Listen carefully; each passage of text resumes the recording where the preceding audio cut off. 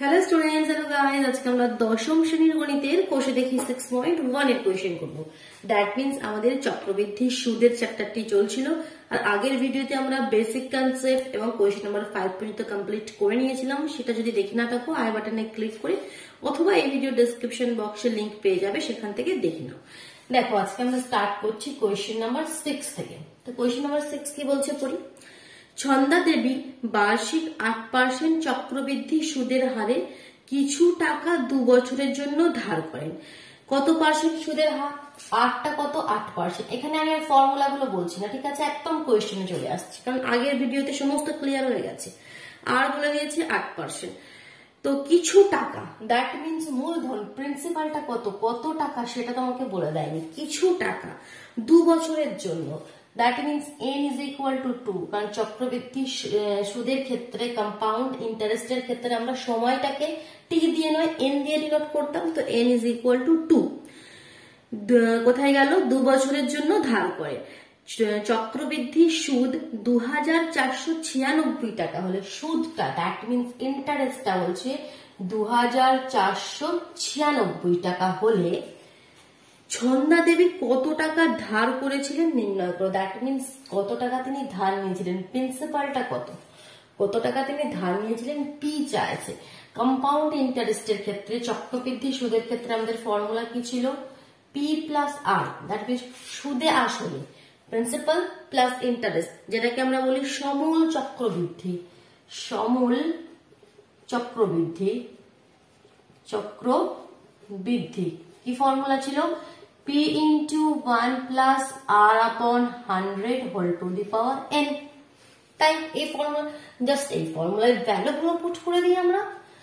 তো এখানে কি p তো আমাদের দেওয়া নেই, কত টাকা তিনি ধার নিয়েছেন সেটা দেয়নি। আয় আমাকে দিয়ে দিয়েছে 2496, ঠিক। p আমাকে দেওয়া নেই, p রেখে দিলাম as it is. 1 plus r আমাকে দিয়ে দিয়েছে 8 upon 100, পাওয়ারে আমাদের 2, সময় দিয়েছে 2। যদি 4 দিয়ে কেটে দিই, 4 দিয়ে 4 দুগুণে 8, আর 4 দিয়ে 4 25 100, তাই হয়ে গেল 2 এর 25। তাহলে এটাকে যদি ভিতরেরটাকে যদি এলসিএম করে দিই, কত হয়ে যাবে? 25 প্লাস 2, দ্যাট মিনস 27, 27 এর 25 হোল টু দি পাওয়ার 2। এটার মানে কি?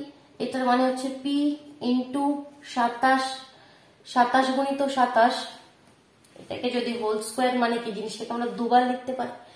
দ্যাট মিনস 27 এর 25 গুণিত 27 এর 25, তাই তো 3 থাকলে 3 বার লিখতাম। তো এবার দেখো, p ইন্টু 27 ইন্টু 27, 27 কে 27 দিয়ে গুণ করলে কত হয়? 729। দ্যাট মিনস এখান থেকে আমরা পাচ্ছি 729 p, আর নিচে 25 কে 25 দিয়ে গুণ করলে কত হয়? 625। নিচে পাচ্ছি 625। এবার উপরে চলে এসে ক্যালকুলেশনটা এখনো কমপ্লিট হয়নি। তো দেখো এখানে কত ছিল? p plus 2496 is equal two, এদিকে কত পেলাম? 729 p বাই 625। তোমাকে চাইছে p এর ভ্যালু, তো এই p দেওয়া নাম্বারটা এদিকে নিয়ে চলে এসো, p এর ভ্যালু চাইছে। তাহলে p এই নাম্বারটা দিয়ে গেলে মাইনাস হয়ে আসবে, 729 p বাই 625, আর এই নাম্বারটা ওদিকে গেলে মাইনাস হয়ে চলে যাবে। তো এই নাম্বারটাকে ওদিকে পাঠিয়ে দিলাম। জাস্ট ক্যালকুলেশন, ফর্মুলায় ফেলে দিয়ে কি হবে? ক্যালকুলেশন করে পি এর ভ্যালুটা আমাকে বের করে দিতে হবে, আর কিছু না। তাহলে এবার কি হলো? এখানে এলসিএম করতে হবে, নাহলে যেটা আমরা করতে পারবো না। তাহলে এলসিএম করলে 625 এলসিএম, তাহলে এখানে 625 P minus 729 P is equal to minus 2496, ঠিক। 625 মাইনাস 729, তাহলে 729 থেকে 625 কে বাদ দিয়ে দিলে কত হয়? 104, মাইনাস 104, কারণ বড় সংখ্যা আগে মাইনাস আছে, minus 104 P by 625 is equal to minus 2496, minus minus কেটে গেল। তাহলে পি ইজ ইকুয়াল টু কত হয়ে গেল? এবার এইগুলো নাম্বারগুলো ওদিকে পাঠিয়ে দাও। 2496 ইন্টু 625, নিচে ছিল ওদিকে গেলে উপরে চলে যাবে, 104 উপরে ছিল এদিকে গেলে নিচে আসবে। এবার আমাদের করতে কি হবে? কাটাকুটি করতে হবে। কাটি, 2 দিয়ে ছোট ছোট করে কাটি। 5 দুগুণে 10, 2 দুগুণে 4, 2 একে 2, 2 দুগুণে 4, 4 দুগুণে 8, আর 8 দুগুণে 16। আবার যদি 2 দিয়ে কাটি, 2 দুগুণে 4, 6 দুগুণে 12, 2 দিয়ে 6 দুগুণে 12, 2 দুগুণে 4, 4 দুগুণে 8, আবার 2 দিয়ে কাটো, 13 দুগুণে 26, 2 দিয়ে 3 দুগুণে 6, 2 একে 2, 2 দুগুণে 4। এবার একদম 13 দিয়ে চলে যায় কি দেখো তো একবার, 13 টেবিলে 13 কে 13, 13 দুগুণে 26, 3 টা 39 বেশি হয়ে যাচ্ছে, এখানে 31 রয়েছে, তাহলে 13 একে 13, 13 দুগুণে 26, হাতে কত থাকবে 27, 28, 29, 30, 31, হাতে থাকবে 5, 2 এর আগে বসালে 52, 4 তারাং 52, 4 তারাং 52, তাহলে উপরে কত পেয়ে যাচ্ছে, 13 দিয়ে কাটলে একদম 24, 24 আর এখানে 625, 625 আর 24 কে গুণ করে দিলে কত হয় 15,000, 15,000। আরে বাস দেখো এত বড় ক্যালকুলেশন করে কিন্তু অ্যান্সার কত সুন্দর এলো 15,000। তাহলে কত টাকা তিনি ধার নিয়েছিলেন, 15,000 টাকা তিনি ধার নিয়েছিলেন। বোঝা গেল, ক্যালকুলেশনটা একটু লম্বা, আদারওয়াইজ কিন্তু কিছু নেই। চলো কোয়েশ্চেন নাম্বার 7 এ মুভ করি। সেম কোয়েশ্চেন দেখো, একদম ডিটো সেম, বার্ষিক 10% চক্রবৃদ্ধি হার সুদে। এক এক করে লিখে যেটা বলছে এটা ক্লিয়ার করে দিলাম, পজ করে কমপ্লিট করে নাও। এই ক্যালকুলেশন গুলো কিন্তু শুধু দেখলে নয়, নিজে হাতে করতে হবে।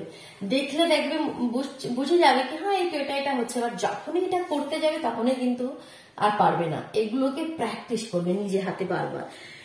বার্ষিক 10% চক্রবৃদ্ধি সুদের হার, দ্যাট মিনস 8টা বলে দিয়েছে 10%। গুড। হারে সুদে কোনো আসল 3 বছরে চক্রবৃদ্ধি সুদ, কোন আসলের, আসল কত বলে দেয়নি, আসলটা তোমাকে চাইছে 3 বছরে, দ্যাট মিনস এনটা বলে দিয়েছে 3, সময়টা বলে দিয়েছে 3 বছরের চক্রবৃদ্ধি সুদ কত হয়েছে 2648, দ্যাট মিনস ইন্টারেস্টটা বলে দিয়েছে 2648, চক্রবৃদ্ধি সুদ বলে দিয়েছে 2648 টাকা হবে, তার হিসাব করে লিখি। তাহলে পুরো কোয়েশ্চেনটা কি বলছে, বার্ষিক 10% চক্রবৃদ্ধি হার সুদে কোন আসলে 3 বছরের চক্রবৃদ্ধি সুদ 2648 টাকা হবে, তার হিসাব করে লিখি। তাহলে কত টাকাটা পি বের করতে, তো same formula as it is, formula P plus I is equal to P into 1 plus R by 100 whole to the power N. Just value put করি, পি তো আমাদের জানা নেই, আই দিয়েছে 2648, পি আমাদের জানা নেই, 1 প্লাস আর দিয়েছে 10 আর নিচে 100, উপরে 3 0 0 কেটে গেল, পি ইন্টু এটাকে এলসিএম করে দিলে কত পেয়ে যাচ্ছে আমরা, নিচে 10 আর উপরে 11, 10 আর 1 11, পাওয়ারে 3, that means P into 11 10, 11 10 into 11 10, 11 11 11, 11 কে 3 বার গুণ করে দিলে কত পাবে, 11 কে 11 দিয়ে গুণ করলে তো 121 হয়, আর 121 কে আবার 11 দিয়ে গুণ করলে 1331 হয়, 1331 পি, আর নিচে তো 1000। ঠিক, এবার নেক্সট এটা এদিকে নিয়ে আসতে হবে, কারণ আমাকে চাইছে পি এর ভ্যালু, যেরকম বার আগের কোয়েশ্চেনটি করলাম ঠিক সেরকম ক্যালকুলেশন। তাহলে এখানে অলরেডি পি রয়েছে, এটাকে এদিকে নিয়ে এলে 1331 পি আপন 1000 ইজ ইকুয়াল টু, এটা ওদিকে গেলে মাইনাস। ঠিক, এবার করতে হবে আমাদের এলসিএম 1000, তাহলে 1000 P minus 1331 P is equal to minus 2648। ঠিক, নেক্সট কি হবে, নেক্সট হবে আমাদের মাইনাস করে দাও, তাহলে কত হবে 1331 থেকে 1000 মাইনাস করে দিলে শুধুমাত্র 331 পি পড়ে থাকবে, বাট একটা মাইনাস হবে, নিচে আমাদের 1000 is equal to minus 2648, minus minus cancel হয়ে যাবে, মাইনাস মাইনাস ক্যান্সেল হয়ে যাবে। এবার কি করতে হবে, নাম্বারগুলো ওদিকে পাঠাও, চাই তোমাকে পি এর ভ্যালু শুধু পি এর দিকে রাখো, তাহলে এদিকে হয়ে গেল 2648 ইন্টু 1000, আর 331টা উপরে ছিল সেটা নিচে চলে এলো। এবার কাটাকুটি করতে হবে, কাটাকুটি করলে দেখো 331 কে 8 দিয়ে গুণ করে দেখো পুরোপুরি নাম্বারটা চলে আসছে, দেখো 8 দিয়ে গুণ করো, 8 1 8, 3 8 24 এর 4 হাতে 2, 3 8 24 আর 2 26, তাহলে একদম 331 কে আমরা এক পারে কেটে দেবো, 331 1 31 আর এটা 8, দেখো এটারও অ্যান্সার কত সুন্দর এসে গেল 8000, তাহলে কত টাকা 8000 টাকা। ঠিক, আসলটা পেয়ে গেলাম। কোয়েশ্চেন নাম্বার 8 কি বলছে, রহমত চাচা বার্ষিক 9% চক্রবৃদ্ধি হার সুদে কিছু টাকা সমবায় ব্যাংকে জমা রেখে, কিছু টাকা, এখানেও পি বলে দেয়নি, কিছু টাকা সমবায় ব্যাংকে জমা রেখেছে রহমত চাচা। কোয়েশ্চেন নাম্বার 8, সবার প্রথমে বলেছে সুদের হার 8টা বলেছে 9%। পিটা আমাকে বলে দেয়নি, কত বছরের জন্য? 2 বছরের জন্য। আচ্ছা, দ্যাট মিনস এনটা আমাকে বলে দিয়েছে 2 বছর পরে সুদে আসলে। আচ্ছা, বলছে এটা ব্যাংকে রাখার পর কোনো টাকা 1% সুদের হারে 2 বছরে ব্যাংকে রাখার পর সুদে আসলে 29702। সুদে আসলে মানে কত? মানে সুদ প্লাস আসল, পি প্লাস আই। সুদে আসলে কত টাকা ফেরত পেলেন সেটা আবার বলে দিচ্ছে। 29702.50 ঠিক এত টাকা তিনি সুদে আসলে ফেরত পেলেন। রহমত চাচা কত টাকা ব্যাংকে জমা রেখেছিলেন সেটা বলো। তাহলে এখানে কোয়েশ্চেনের মধ্যে একটু আলাদা কি, আগের কোয়েশ্চেনের মধ্যে শুধুমাত্র আয় বলেছিল সুদটা, এখানে সুদ আসলটা বলে দিয়েছে। তো তোমাকে আরো ইজি কোয়েশ্চেনটা করে দিয়েছে তোমার কাছে। কারণ দেখো আমাদের ফর্মুলা কি? আমাদের ফর্মুলা হচ্ছে P plus I is equal to P into 1 plus R by 100 whole to the power. তো এখানে আমাকে কি পি প্লাস আই পুরো ভ্যালুটা বলে দিয়েছে, যার জন্য এটা কি আরো ইজি হয়ে গেল। 29702.50। পিটা আমাকে চাই, পি বলে দেয়নি। 1 প্লাস আর কত 9, 100 পাওয়ারে কত 2। তাহলে পি এখানে কত 100 প্লাস 9, 109, নিচে 100 পাওয়ারে 2। That means P into 109 into 109 আর নিচে হচ্ছে 100 ইন্টু 100, তাই তো? তাহলে 109 কে 109 দিয়ে গুণ করলে কত হয় সেটা দেখতে হবে। অথবা এখন যদি গুণ না করি, এখানে গুণ না করলেও হবে। কেন বলতো? আগের কোয়েশ্চেন যদি কি ছিল, এখানে পিটা আলাদা ছিল, তো এই পি কে দিকে নিয়ে এসে এলসিএম করে আবার করতে হচ্ছে। বাট এখানে আমি গুণ করবোই না। কেন বলতো? এখানে শুধু দেখো, এখানে তো কোনো আননোন নেই। এই পি এর ভ্যালু চাই, তো পি এর ভ্যালু চাই জাস্ট পি এর সাথে যে নাম্বার গুলো আছে সেগুলো ওদিকে পাঠিয়ে দিই। যেগুলো নিচে আছে সেগুলো এদিকে সে উপরে হয়ে যাবে, যেগুলো উপরে আছে সেগুলো নিচে হয়ে যাবে, পি এর ভ্যালু বেরিয়ে যাবে। তাহলে পি ইজ ইকুয়াল টু কত হবে? দেখো আমি এখানটা করছি এবার। পি ইজ ইকুয়াল টু হবে, এদিকে কত আছে আগে থেকে সেটা লিখি, 29702.50 ইন্টু 100 4টে শূন্য, সেটা নিচে ছিল সেটা উপরে চলে এলো 10,000টা, আর 109 গুণা 109 সেটা নিচে চলে গেল। পয়েন্ট সরিয়ে দাও, দিলে আরো 100 এখানে লিখে দাও। দুটো শূন্য আবার কেটে গেল। এবার এখানে কাটাকুটি করতে গিয়ে একটু কনফিউশনে তোমরা পড়ে যেতে পারো, বাট সবসময় জানবে এই কোয়েশ্চেনগুলোর কাটাকাটি কিন্তু হয়ে যায়। এমন ভাবে নাম্বারগুলো দেওয়া থাকে সেগুলো কিন্তু চলে যাবে, নিচের নাম্বার দিয়ে ঠিক চলে যাবে। তো যখন তোমরা বুঝতে পারবে না কি কিসের টেবিলে যাচ্ছে, এখানে ইন জেনারেল দেখে বোঝা যাবে না কি 109 কি দিয়ে টেবিলে যাবে এটা। তো তখন কি করবে? সিম্পলি এই যে উপরের নাম্বারটাকে 109 দিয়ে ভাগ করে দেখে নাও। যদি ভাগ করে যায় তার মানে যাবে, আর যদি না যায় তাহলে যাবে না। দেখো ভাগ করি, যদি গ্রাফে তোমরা ভাগ করো, এই যে উপরের নাম্বারটা একটু বড় মতনই নাম্বার রয়েছে 2970250। এটাকে আমি কত দিয়ে ভাগ করতে বলছি? 109 দিয়ে। কত দিয়ে? 109 দিয়ে। 2970250 কে 109 দিয়ে যদি তোমরা ভাগ করো, তোমরা পেয়ে যাবে 27250। এর অ্যান্সারটা পেয়ে যাবে 27250। আমি ভাগ করছি না, ভাগটা তোমরা করে নিতে পারবে আশা করি, এগুলো তো বাচ্চাদের কনসেপ্ট। তো এটা পুরোপুরি চলে যাবে একদম এই ভাগটা করলে। তো এটা দিয়ে এটা আমরা পুরোপুরি তখন কেটে দেবো। কেটে দিয়ে কত লিখবো? উপরের পোর্শনটা একটু ক্লিয়ার করি, তবে ঠিকভাবে এখানটায় লিখতে পারবো। কত লিখবো?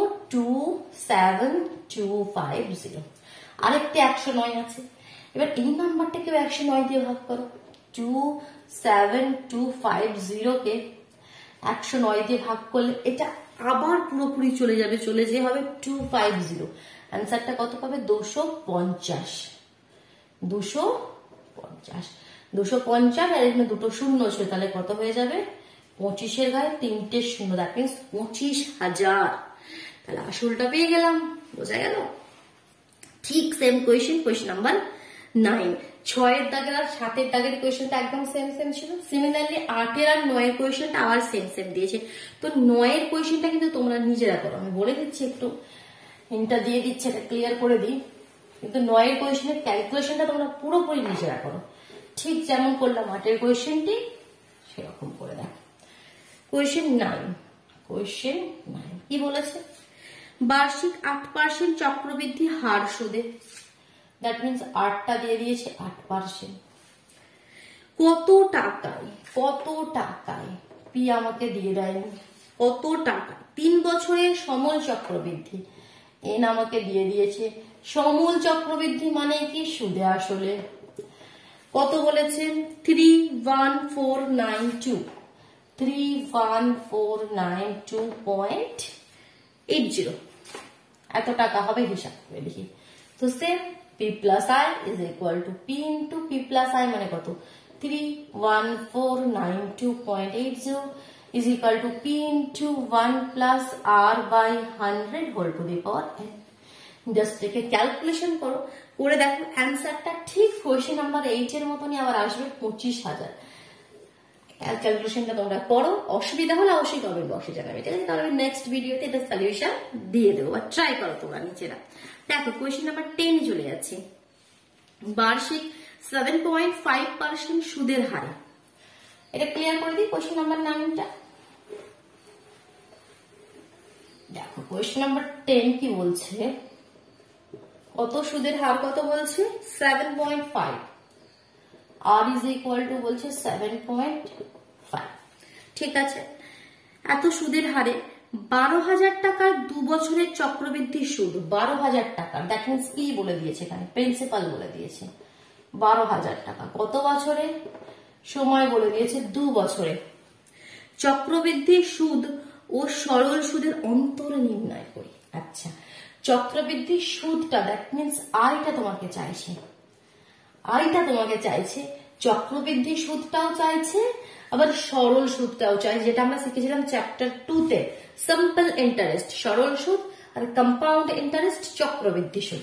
যদি এভাবে আমরা লিখি আই সি, সি মানে কি কম্পাউন্ড ইন্টারেস্ট মানে কি চক্রবৃদ্ধি সুদ, বা যদি বাংলায় লিখি, যারা বাংলায় লিখলে তোমরা ভালো বুঝতে পারবে, আই নিচে চ লিখছি, চ মানে কত, চক্রবৃদ্ধি সুদ, এটা চাইছে। আবার আই দন্তেশ্ব লিখছি মানে কি সরল সুদ। দুটো সুদের মধ্যে অন্তর ডিফারেন্স কত সেটা আমাকে দেখাও করে। চলো দেখাই, আমরা তো ফর্মুলা জানি, দুটো এরকম ভাবে আমি লাইন টেনে নিচ্ছি মিডল দিয়ে। সরল সুদের ফর্মুলা তো আমরা জানি, সরল chapter 2, I is equal to P T R by 100, just value put করে দিই। পি কত 12,000, টি কত, টি মানে এখানে যেটা এন সেটা টি, আর কত 7.5 বাই 100, পয়েন্ট সরিয়ে দিলে আর একটা 0, 3টে 0 কেটে গেল, 12, 2 আর 75 গুণ করে দিলে 1800, গুণ করে দিলে 1800, তাহলে আমাদের এত টাকা পেয়ে গেল সরল সুদটা। কম্পাউন্ড ইন্টারেস্ট চক্রবৃদ্ধি সুদটা অবশ্যই বেশি হবে, তাই তো? সেম টাকা সেম সময়ের জন্য তুমি যদি সরল সুদের হিসাবে যে সুদটা পাবে, চক্রবৃদ্ধিতে সবসময় বেশি পাবে।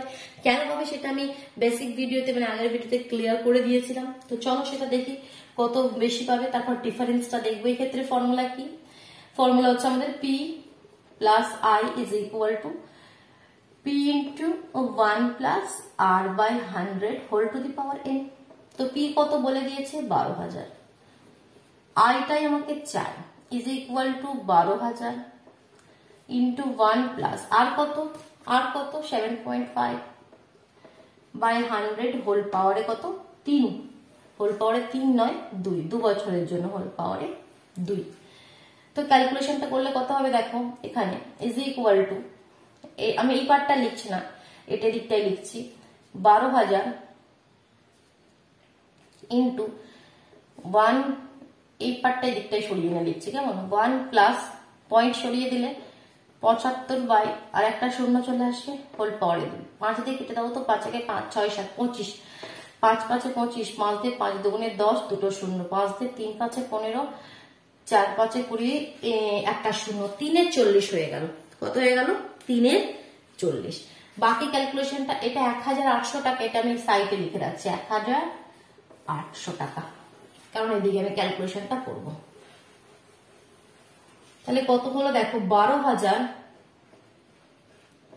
Plus I is equal two কত হলো, 12,000 ইন্টু 12,000 ইন্টু, এখানে যদি এটা এলসিএম করে দিই 40 এলসিএম হয়ে যাবে, আর উপরে কত হয়ে যাবে 40 আর 3 43 হোল পাওয়ারে 2, তাই তো? তার মানে 12,000 গুণিত 43/40 ইন্টু 43/40, তাই তো? এবার আমাকে কি করতে হবে, এটাকে ক্যালকুলেশন করতে হবে। করার পরে আইটা চাইছি 12,000টা জাস্ট এদিকে এনে মাইনাস করে দেবো। আগে এটাকে ক্যালকুলেশন করে নিই। একটা শূন্য একটা শূন্য একটা শূন্য একটা শূন্য কেটে গেল। 4 দিয়ে 3 4 12 30, 2 দিয়ে 2 দুগুণে 4, 2 দিয়ে 15 দুগুণে 30, তাহলে উপরে রয়ে গেল 15, 43 আর 43 গুণ করে দাও, গুণ করে দিয়ে 2 দিয়ে ভাগ করে দাও, করে দিলে পাবে 13,867.5, 13,867.5, ঠিক? 13,867.5, তাহলে আইটা কত হয়ে গেল?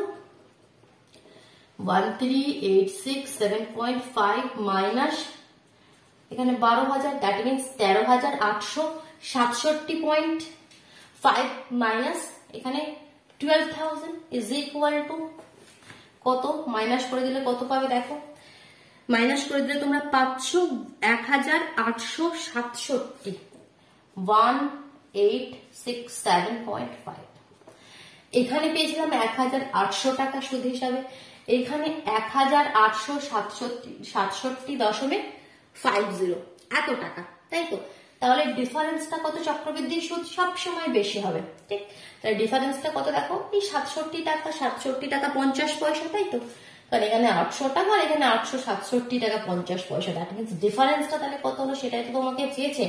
চক্রবৃদ্ধি সুদ আর সরল সুদের মধ্যে তাহলে ডিফারেন্সটা হয়ে যাচ্ছে 1867.5, তা থেকে মাইনাস করে দিচ্ছি আমরা 1,800, তাহলে পেয়ে যাচ্ছি 67.5, সেটাকে আমরা একটা শূন্য দিয়ে 50 এইভাবে আমরা লিখি, 67 টাকা 50 পয়সা। ঠিক ক্লিয়ার হলো? কোয়েশ্চেন নাম্বার 10 কিভাবে আমরা অন্তর নির্ণয় করি সরল সুদ, কম্পাউন্ড আর তোমার সরল সুদ আর চক্রবৃদ্ধি সুদের ক্ষেত্রে। এরকম দেখো সেম কোয়েশ্চেন আবার রয়েছে তোমাদের কাছে 11, 10,000 টাকার বার্ষিক 5% সুদের হারে। চলো এখানেই আমি লিখবো না, চলো ক্লিয়ার করে দিয়ে ভালোভাবে লিখি। এটা হয়ে গেল আমাদের কোয়েশ্চেন নাম্বার 10। বুঝতে পারছো তো কোয়েশ্চেনটা? লজিক গুলো ভালোভাবে ক্লিয়ার করো যে কিভাবে করছি। এখানে খুব বেশি একটা টাফ কনসেপ্ট বা সেরকম কিছু নয়, জাস্ট ক্যালকুলেশন গুলো একটু ভালোভাবে দেখতে হবে, আদারওয়াইজ কি হবে, ক্যালকুলেশনে গিয়ে তোমরা আটকে যাবে।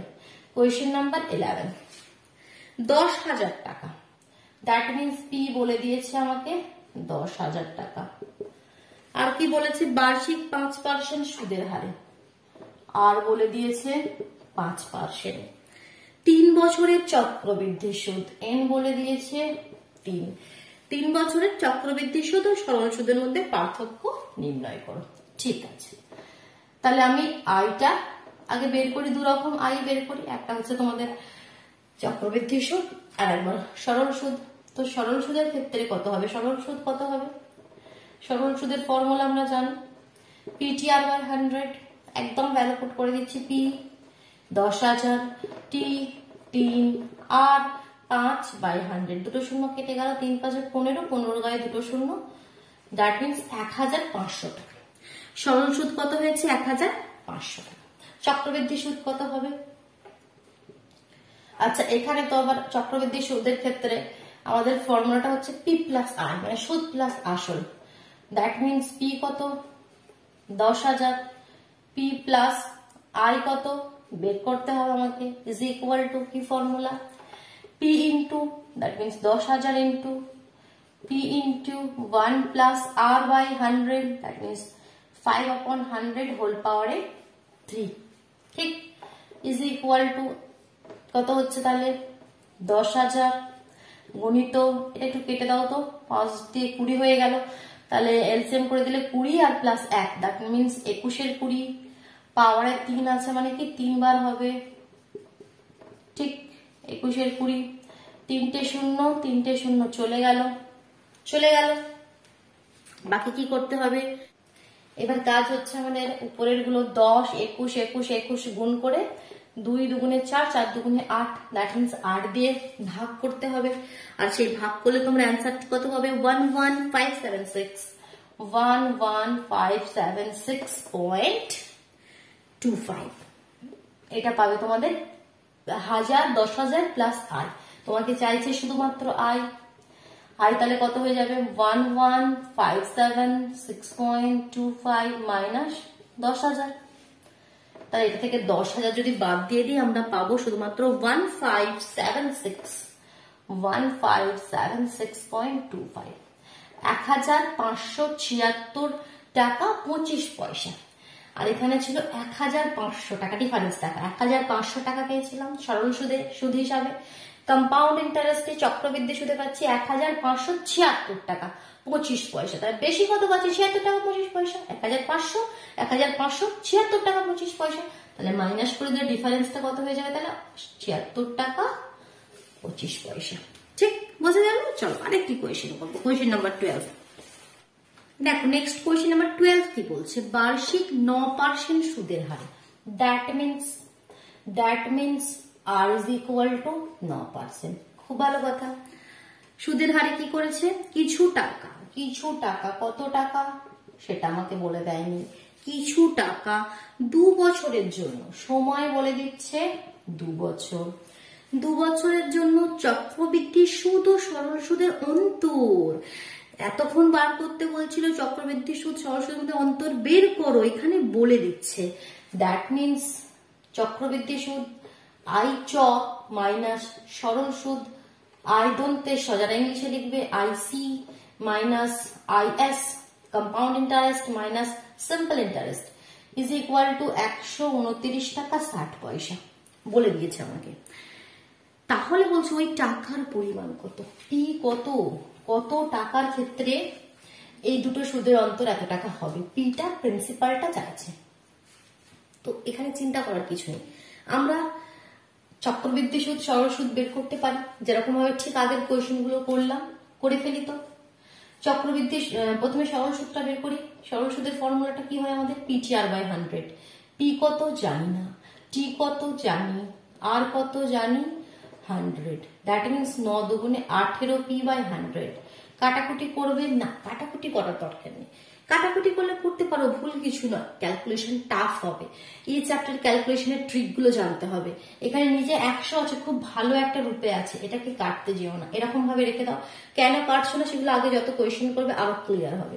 আমি সব পেয়ে গেছি, এবার চক্রবৃদ্ধি সুদটা বের করবো। চক্রবৃদ্ধি সুদের ক্ষেত্রে তো আমাদের শুধু চক্রবৃদ্ধি সুদ নয়, আমরা কি জানি I প্লাস পি, সুদ প্লাস আসল।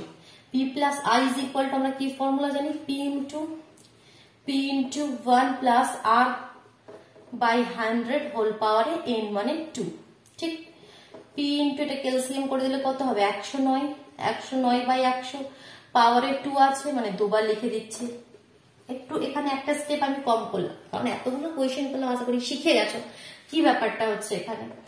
তো এখানে নিচে হয়ে গেল আমাদের 10,000, আর উপরে 109 কে 109 দিয়ে গুণ করলে কত পাবে, 109 কে 109 তে গুণ করলে আমরা পাবো 11881 পি। ঠিক, আমি কি চাই শুধু চক্রবৃদ্ধি সুদটা, পিটা এখান থেকে সরাতে হবে, পিটা এদিকে নিয়ে আসো, মাইনাস হয়ে যাবে।